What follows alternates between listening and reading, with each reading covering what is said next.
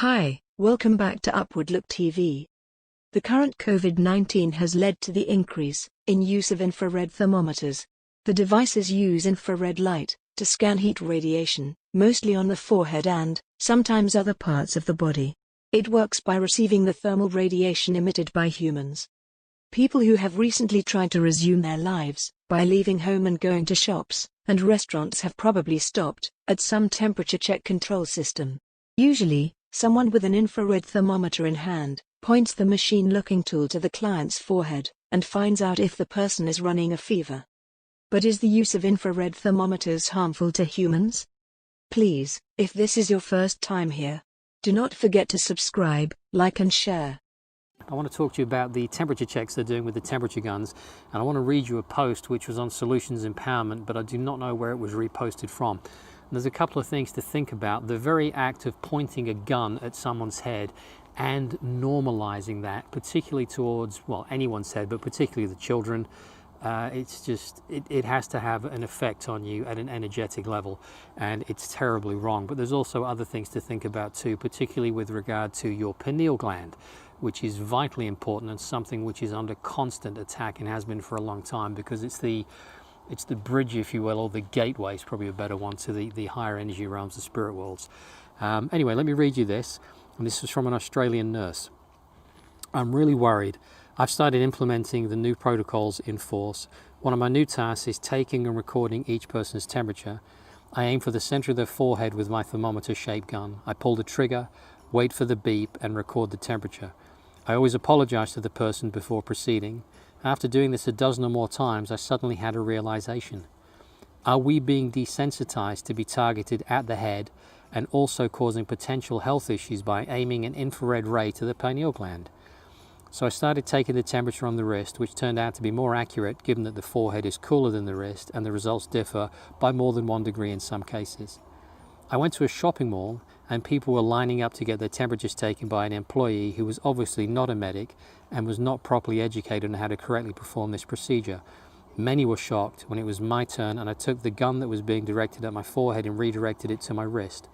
I spoke softly but firmly and told the employee that an infrared thermometer must never be pointed at someone's forehead, especially babies and young children. In addition, it requires basic knowledge of how to properly read someone's temperature, i.e. placing a thermometer on the wrist or elbow fold is much more accurate and much less harmful. It was very disturbing to me to observe children getting used to seeing an object the shape of a gun aiming at the forehead and without any negative reaction from the adults as if this was normal and acceptable. As a medical professional, I refused to directly target the pineal gland, which is located directly in the center of the forehead, with an infrared ray. However, most people agree to go through this several times a day. Our pineal glands must be protected as it is crucial for our health both now and in the future.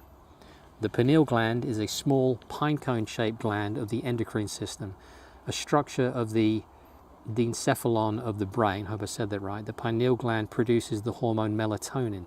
Melatonin influences sexual development and sleep-wake cycles. And if you remember from another video I did, melatonin is one of the strongest, if not the strongest, antioxidant. It's absolutely critical for your body's health. The pineal gland is composed of cells called pinealocytes and cells of the nervous system called glial cells. The pineal gland connects the endocrine system with the nervous system, and it converts nerve signals from the sympathetic system of the peripheral nervous system into hormone signals. Over time, calcium deposits build up in the pineal, and its accumulation can lead to calcification in the elderly. Function.